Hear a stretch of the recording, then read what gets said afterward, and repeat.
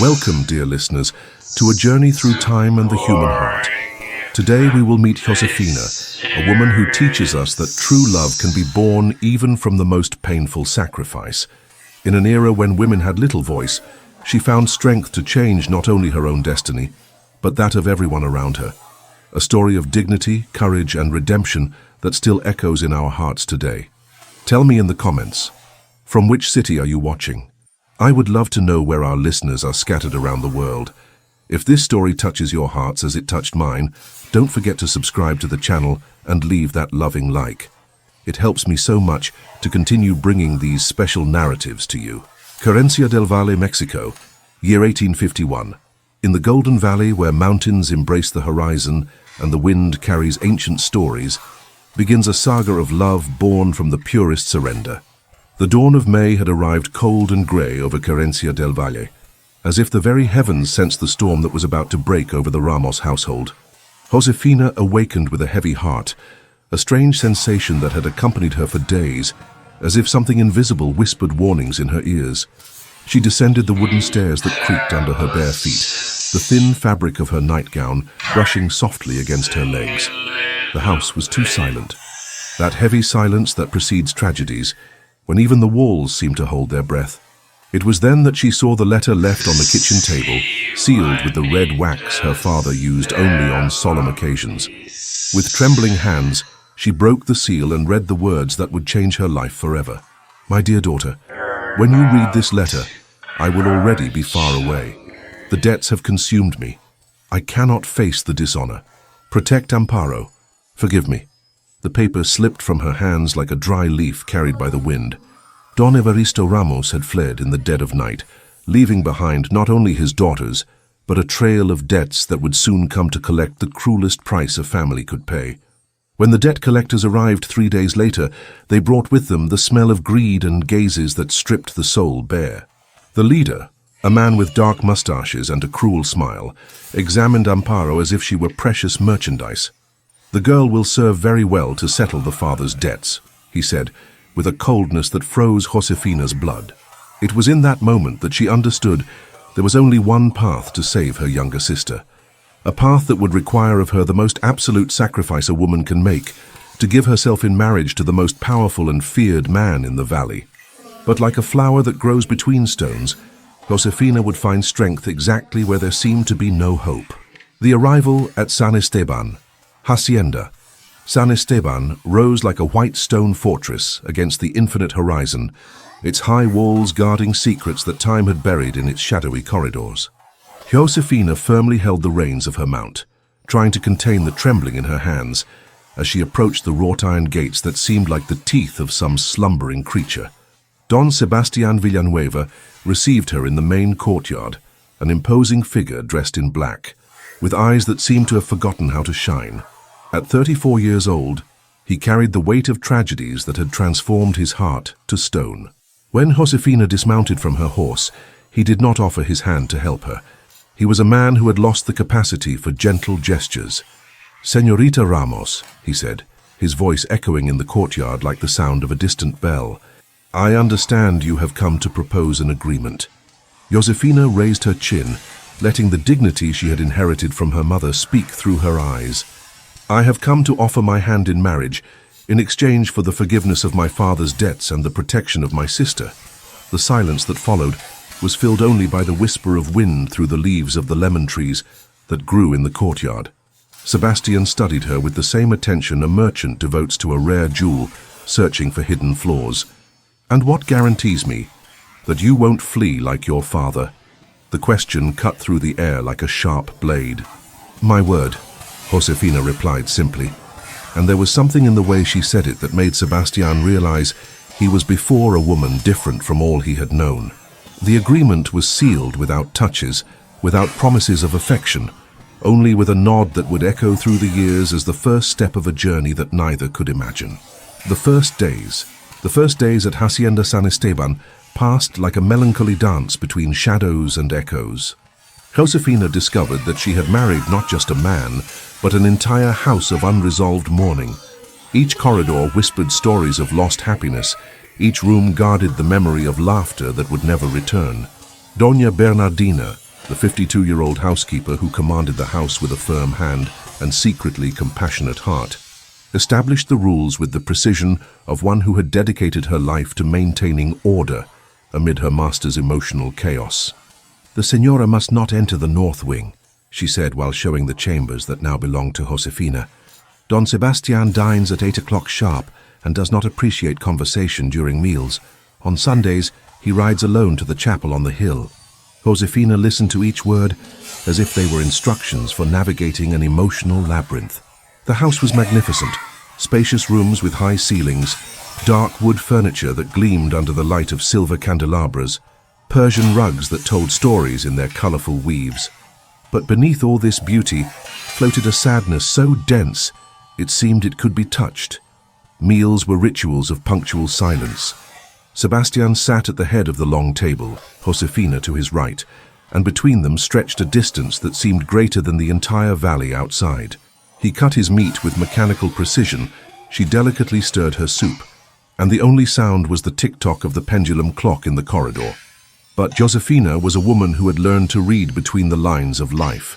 She noticed how Sebastian always left a piece of bread on his plate, as if he still saved room for someone who would never return. She observed that he never touched the piano, although there was a magnificent instrument in the main parlor, covered by black silk fabric like a shroud. And it was these small observations that began to draw for her the map of a heart that was not dead, just deeply wounded. The accident in the stables. The accident happened on a golden June afternoon, when the air was heavy with the perfume of jasmine that grew wild along the hacienda's walls. Yosephina was walking through the stables, trying to know every corner of her new life, when she heard the desperate neighing of a mare and the terrified screams of a young man. Tomas, a young stable hand of barely 16 years, had gotten too close to the bay mare that had just given birth, and the animal, still nervous from the recent birth, reared threateningly over the boy who had fallen in the muddy ground. Without thinking twice, Yosephina ran toward the danger. She grabbed a rope hanging from a beam, and with movements that seemed to come from some ancestral instinct, managed to distract the mare enough for Tomas to roll away from the deadly hooves. Don Aurelio, the 45-year-old foreman whose loyalty to Sebastian was known throughout the valley, came running, drawn by the screams. He found Yosephina dirty with mud and straw, but standing between the mare and the injured boy, calming the animal with soft whispers that seemed to have the power of a lullaby. "It's okay, precious," she murmured to the mare, slowly extending her hand. "No one is going to hurt your baby. Everything is fine." What Don Aurelio didn't know was that Sebastian had witnessed the entire scene hidden behind the stable doors. He had come out for his evening ride when he heard the screams, and now observed this woman who had defied death to save a simple rural worker. That night, for the first time since they had married, Sebastian addressed Yosephina during dinner. "I heard you were very brave today," he said without lifting his eyes from his plate. "Anyone would have done the same," she replied, but there was a slight blush on her cheeks that did not go unnoticed. It was just one sentence, just an acknowledgement, but it was as if a small crack had opened in the wall of ice that surrounded Sebastian's heart. The illness. The illness came with July's rains, enveloping Yosephina like a heavy cloak that made her burn with fever and tremble with cold at the same time. For 3 days and 3 nights, she delirious between dreams and wakefulness, murmuring Amparo's name and asking forgiveness for sins that existed only in her fevered mind. It was Doña Bernardina who never left her side, applying cold compresses to her burning forehead and forcing her to drink herbal teas that she prepared with a mother's caring. The housekeeper, who had spent her entire life caring for others, recognized in Yosephina a pure soul that deserved to be protected. "I won't let you leave," she whispered, while changing the sweat-soaked sheets. "This house needs your light." On the 3rd night, when the fever reached its most dangerous peak, Sebastian appeared at the room's doorway for the first time. He stood in the threshold, observing this woman who had sacrificed herself for her sister and who now fought against death with the same dignity with which she had faced life. "How is she?" he asked quietly to Doña Bernardina. "She needs all the prayers we can offer," replied the housekeeper, and there were tears in her eyes. Sebastian said nothing more but returned the next day, and the next, always staying at the door, always asking, never entering completely, as if he feared that his presence might somehow break the spell that kept Yosephina fighting for life. When the fever finally broke on the 5th morning, Yosephina awoke to find a small bouquet of white roses on her bedside table. Doña Bernardina smiled at seeing her confusion. "Someone wanted to make sure you had something beautiful to see when you woke up," she said simply. Yosephina held the flowers delicately, feeling for the first time that perhaps there was hope that this house might one day know spring again. The discovery of the portrait. August brought with it dry winds that carried the smell of parched earth and untold stories. Yosephina, already recovered from her illness, began to explore every corner of the hacienda with the silent curiosity of one who seeks to understand the mysteries surrounding her. It was on a suffocating afternoon, when Sebastian had gone out to resolve business in the pueblo, that she discovered the slightly open door of the north wing.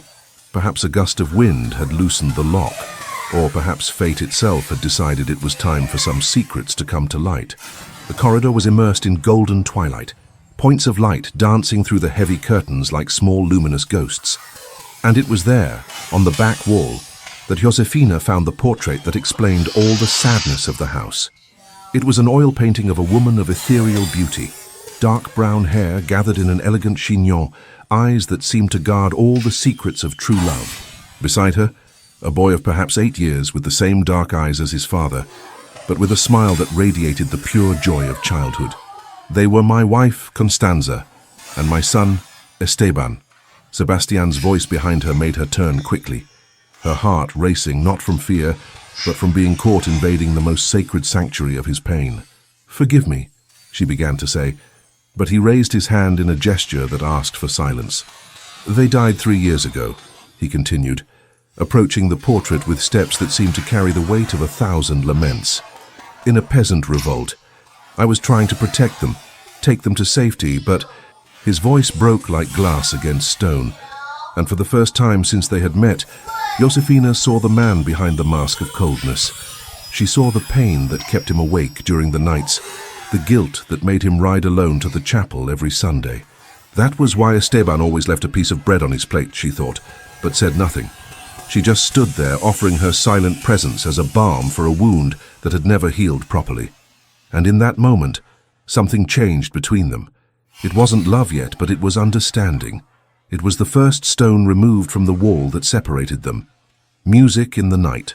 The night was especially silent when Yosephina went down to the main parlor, unable to find sleep. The full moon poured its silver light through the windows, creating luminous patterns on the marble floor that seemed like a celestial map drawn especially to guide her. Her steps led her to the covered piano, that magnificent instrument that remained mute, like a guarded secret. With trembling fingers, she removed the black silk fabric, revealing the ivory keys that gleamed like teeth of some magical, slumbering creature. Yosephina had learned to play with her mother, who always said that music was the universal language of the heart.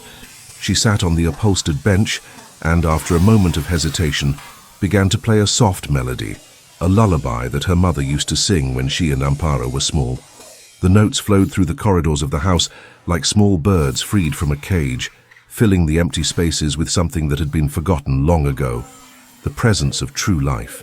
She didn't hear Sebastian's footsteps coming down the stairs, nor did she notice when he stopped at the parlor entrance, paralyzed by the melody that his first wife used to play to make Esteban fall asleep. For a moment, he closed his eyes and allowed the memories to return. Not the terrible memories of the end, but the sweet recollections of happy times. When Yosephina finished playing, she turned to find him standing there, and for the first time she saw tears in his eyes. Tears that were not only of sadness, but of gratitude for someone having returned music to that house. "It was Esteban's favorite song," he said with a voice that seemed to come from very far away. "I beg your pardon," she whispered. "I didn't know." "No?" he interrupted her, approaching slowly. "Don't stop. This house has been dead for too long." And for the first time since they had married, he sat beside her on the piano bench. They didn't play but remained there in silence, two hearts beginning to recognize that perhaps they could find healing in each other. The arrival of Victoriano. September arrived laden with dark clouds that accumulated on the horizon like omens of inevitable changes. It was during one of those heavy afternoons when the air itself seemed to carry electricity that a stranger arrived in the pueblo, causing commotion among the inhabitants. Don Victoriano Mendizabal presented himself as the new magistrate sent from the capital, an elegant man of 40 years with a well-trimmed mustache and manners that tried to disguise a predatory nature. Yosephina met him at Sunday Mass when he approached her with an interest that went beyond mere courtesy. "Señora Villanueva," he said, kissing her hand with an exaggerated reverence. What an honor to meet the most beautiful lady of the valley. There was something in his eyes that made Yosephina feel uncomfortable, as if she were being evaluated by a cattle merchant. Sebastian, who observed from afar, noticed the interaction and felt something he hadn't experienced in years. Jealousy. A jealousy that surprised him with its intensity. Don Aurelio, always vigilant like a loyal guard dog, didn't take long to discover that Victoriano wasn't exactly what he claimed to be. His discreet investigations revealed a man with a dark past. Businesses involving arms smuggling, embezzlement of public funds, a list of women who had suffered his unwanted attention. "Be careful with that man, Senora," warned Don Aurelio when he found Yosephina alone in the gardens. "He didn't come here by chance, and his eyes fix on you in a way that doesn't please me." The warning would prove prophetic when Yosephina discovered that her letters to Amparo were being intercepted. Young Tomas, still feeling indebted because she had saved his life, confessed through tears that Victoriano had bribed him to deliver the correspondence to him before it reached its destination. "He said it was to protect you," the boy cried. "He said there was dangerous information in the letters, but I knew he was lying. Forgive me, Senora." It was Doña Bernardina who unraveled the entire plot on a stormy night that shook the windows like impatient fingers. She had discovered that Amparo was indeed ill, but not gravely as the false letters indicated. Victoriano was using Josefina's concern for her sister to create opportunities to approach her. When Sebastian learned of the conspiracy, something ancient and fierce awakened in his chest. It was the same fury he had felt when trying to protect his first family, but this time he was determined not to fail. The night of the storm. Rain fell like furious tears from the sky when Josefina decided she could no longer live in uncertainty about her sister's real condition. Against Doña Bernardina's protests and without warning Sebastian, she rode out on a stormy afternoon toward the municipal archive, where old Mr. Bonifacio had promised to show her documents that would prove Victoriano's corruption. The elderly man received her with evident nervousness, his hands trembling as he removed papers from a hiding place behind dusty books. They were compromising letters, bribery receipts, testimonies from people who had suffered at the hands of the false magistrate. "Take everything," he whispered, looking nervously toward the windows. "But be careful, Senora. That man is more dangerous than you imagine." Yosephina tucked the documents in her cloak and ran out into the rain, but she hadn't covered even half the way when she heard the sound of horse hooves behind her. 3 masked men, clearly Victoriano's henchmen, galloped in her direction with intentions she didn't want to imagine. The forest became both her refuge and her trap. The trees offered protection from the rain, but also hid the dangers that pursued her. Her mare slipped on a whetstone, almost throwing her, and for a terrible moment she thought all was lost. It was then that she heard the familiar roar of Tempest, Sebastian's black stallion, cutting through the night like thunder. Sebastian appeared among the trees like an avenging apparition, his eyes blazing with a fury she had never seen. The confrontation was brief but intense. The henchmen, cowards before a man who fought for something greater than money, fled into the darkness, leaving only echoes of their threats. Sebastian quickly dismounted and ran to Yosephina, who was trembling not only from cold, but from fear and relief. For the first time since they had married, he truly touched her, his hands on her face checking if she was hurt, his eyes seeking hers with an intensity that made her forget the storm. "Yosephina," he said, and there was so much emotion in his voice that she understood something had changed forever between them. "You are no longer alone, never again." And there, under the rain that washed the valley and their souls, he kissed her for the first time. The blossoming of love. The days that followed that stormy night were like the awakening of a spring that had been postponed for years. Sebastian seemed to have rediscovered parts of himself that he had buried along with his first family, and Yosephina flourished under the genuine attention of a man who finally saw her. Not as a commercial agreement, but as the extraordinary woman she was. They spent hours planning how to expose Victoriano, but between strategies and documents, they found themselves talking about dreams, fears, hopes. Sebastian told about his childhood on the hacienda, about how he had learned to love the land he now possessed. Josefina spoke of Amparo, of how she had raised her sister almost like a daughter after their mother died. "So you sacrificed yourself very young," he observed in one of those intimate conversations in the library, where they began to meet every afternoon. "True love always demands sacrifices," she replied. "But when we truly love, we don't feel it as sacrifice." The words hung suspended in the air between them, loaded with meanings that neither dared yet to verbalize completely. It was Doña Bernardina, observant as always, who first noticed the subtle changes. Sebastian returned to whistling while caring for the horses. Josefina smiled more. Her eyes shone with a new light. The entire house seemed to breathe differently, as if the very walls rejoiced at the possibility of love being reborn between their walls. One morning, Sebastian appeared in the garden where Yosephina used to read, carrying in his hands a red rose that he had cut personally from the rosebush his first wife had planted. It was a symbolic gesture of profound importance. He was offering Josefina not just a flower, but a part of his history, of his heart. Constanza always said that red roses represent love that overcomes all obstacles, he said, offering the flower with a reverence that transformed the simple gesture into a sacred ritual. Josefina accepted the rose, but more than that, she accepted the responsibility of carrying a heart that had known great pain and was trying to learn to love again. Knew the final confrontation. The final confrontation with Victoriano occurred on a crystalline October morning, when the entire pueblo gathered in the main square for what would be remembered as the day truth triumphed over corruption.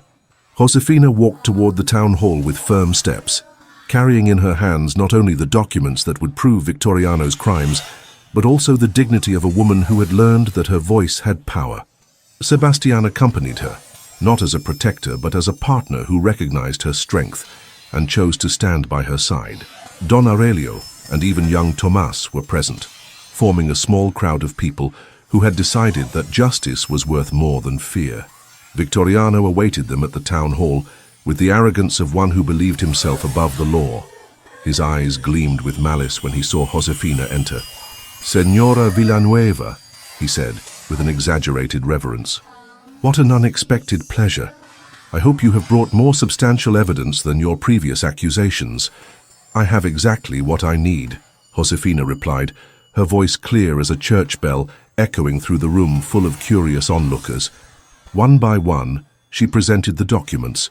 Letters proving embezzlement, bribery testimonies, evidence of blackmail. Each paper was like a stone thrown at the castle of lies that Victoriano had built. The mayor, an honest man who had been deceived by the magistrate's false credentials, paled as the truth was revealed. When everything was presented, the silence in the room was so dense that one could hear a fly's flight. Victoriano tried one last play, accusing Josefina of forging the documents, but his own desperate defense betrayed him. "I declare Don Victoriano Mendizabal dismissed from his functions and order his immediate arrest," announced the mayor with a voice that trembled with indignation. It was then, in the square in front of the town hall, with the entire pueblo as witness, that Sebastian took the most significant step of his emotional journey. He took Josefina's hand and, raising his voice so all could hear, declared, "This is my wife, not by contract or convenience, but by choice of the heart. And anyone who tries to harm her will have to go through me first." The words echoed through the square like a royal decree, but to Josefina they sounded like the most beautiful declaration of love a woman could hear. The renewal of vows. Winter passed like a distant dream, and when spring of 1852 came to the valley, it brought with it transformations that went far beyond the flowers that bloomed in the hacienda's gardens. Josefina and Sebastian had found their own rhythm of love, built on mutual respect and the deep understanding that only those who have passed through great trials can achieve. It was on a golden March morning that Sebastian surprised her in the rose garden, kneeling before her with an antique ring in his hands, not the ring of the arranged marriage, but a jewel that had belonged to his grandmother. a woman who, according to family stories, had known true love. "Yosephina," he said, and there was a vulnerability in his voice that touched her deeply. "I know we are already married in the eyes of the law, but I would like to ask for your hand again. This time for love, only for love." The tears that ran down her face were of pure happiness. "Yes," she whispered, 1,000 times yes. The religious ceremony took place in the small chapel of the hacienda on an afternoon perfumed with the aroma of lemon trees in bloom. Father Miguel, who had known them both since childhood, conducted the ceremony with a smile that radiated genuine joy. This time, there were no commercial agreements or cold contracts, only two hearts giving themselves to each other with the purity of those who had learned that true love is worth all sacrifices. Amparo arrived for the ceremony completely recovered, more beautiful than ever, bringing in her eyes the brightness of one who had witnessed the miracle of seeing her sister find happiness. Doña Bernardina cried discreetly throughout the entire ceremony, and even Don Aurelio had to wipe his eyes several times. The celebration that followed was simple but full of human warmth. The hacienda workers participated as family, because that was exactly what they had become. Tomas played guitar. The women sang ancient love songs, and for the first time in years, Hacienda San Esteban echoed with the sound of true joy. That night, when they were alone in the room they now truly shared, Sebastián held Josefina's hands and made a promise that would forever seal their joint destiny. The fruits of love. 2 years passed like golden pages of a love book, and Hacienda San Esteban had transformed into a true home. Yosephina had implemented changes that went beyond decoration. She had created a school for the workers' children, teaching them to read and write in an era when education was the privilege of few. It was on a sunny April morning that she discovered she carried within herself the most precious fruit of the love that had flourished between her and Sebastián. The baby grew in her womb like a promise of the future, a new life that would forever unite their stories. When she told Sebastián, she saw something in his eyes that had been dormant for a long time, pure and simple hope. He embraced her with a tenderness that seemed to want to protect her from all the world's dangers, whispering promises of love and protection that made her feel like the most loved woman on earth. "It will be a new Esteban," he said, delicately touching her still flat belly. "Or a little Esperanza," she replied, suggesting a name that symbolized everything they had built together. The pregnancy progressed like a season of constant joy. Sebastián transformed into the most dedicated husband a woman could desire, anticipating her needs, protecting her sleep, filling her days with small gestures of affection that spoke louder than 1,000 declarations of love. Amparo, who now lived permanently at the hacienda and had become the official teacher of the school Josefina had created, helped care for her sister with the same love that she had been given during all those difficult years. When the first labor pains began on a starry December night, the entire house mobilized. Doña Bernardina took command with the efficiency of a general, while Sebastián paced the corridors like a caged lion, praying to all the saints he knew. The baby was born with the first rays of sun, a healthy and strong boy who brought tears of joy to everyone present. When Sebastián held his son in his arms for the first time, Yosephina saw that the circle had finally closed. He had learned again to be a father. She had become a mother, and both had discovered that love can be reborn even from the deepest winters of the soul. The end of the story. 6 years had passed since that terrible morning when Josefina read her father's farewell letter, and the world around her had transformed in ways she could never have imagined. Hacienda San Esteban now housed not just 1 but 3 children. Esteban, who grew strong and happy, like the boy in whose memory he had been named. Esperanza Lucia, a bright-eyed girl who had inherited her mother's determination, and little Alejandro, who still slept peacefully in the wooden cradle that Sebastián had carved with his own hands. The school Josefina had created had expanded, now serving not only the children of the hacienda workers, but children from throughout the valley. Amparo had become a respected educator, bringing innovative methods from the capital that transformed rural education in the region. It was a golden October afternoon when Josefina and Sebastián climbed to the house's lookout, that same place where he used to contemplate alone the lands he had inherited. Now, however, the melancholy silence had been replaced by the joyful sound of their children's voices playing in the garden below. "Do you ever regret it?" asked Sebastián, putting his arm around his wife's waist as they observed the valley that extended to the horizon. Yosephina smiled, resting her head on his shoulder. The sacrifice? Never. It brought me everything that truly matters. They had received recent news about Don Victoriano, who had died alone and bitter in a distant prison, and about her father, who had never returned to the valley. But those stories seemed to belong to another world, to other people. What mattered was the present they had built together. The school prospered. The hacienda had become a model of social justice in the region, and the love between them had created roots so deep that not even destiny's strongest storms could shake them. "Do you know what I find most miraculous?" said Yosephina, watching Esteban teach his younger brother to ride the small pony that Sebastian had bought especially for him. "What?" asked Sebastian, gently kissing her hair that now showed the first silver threads. "That true love can be born even from the most painful sacrifice. That two wounded people can heal each other. That a cold agreement can transform into the most beautiful love story." Sebastian turned her in his arms, looking deeply into her eyes that still shone with the same dignity that had captivated him on the first day. "Yosephina," he said, his voice loaded with all the gratitude a heart can contain, "you didn't just save your sister that day. You saved me too." The sun set slowly over Querencia del Valle, painting the sky with shades of gold and pink that seemed like a divine blessing over the land that had witnessed so many tears and now celebrated so much joy. And there, in the lookout of Hacienda San Esteban, two souls who had found each other in the most unlikely circumstances sealed their love again with a kiss that tasted of eternity. Yosephina whispered, as she had done so many times throughout the years, "It was worth it." And in the gentle wind that blew through the valley, one could almost hear the echo of a divine response, confirming that yes, true love is always worth any sacrifice.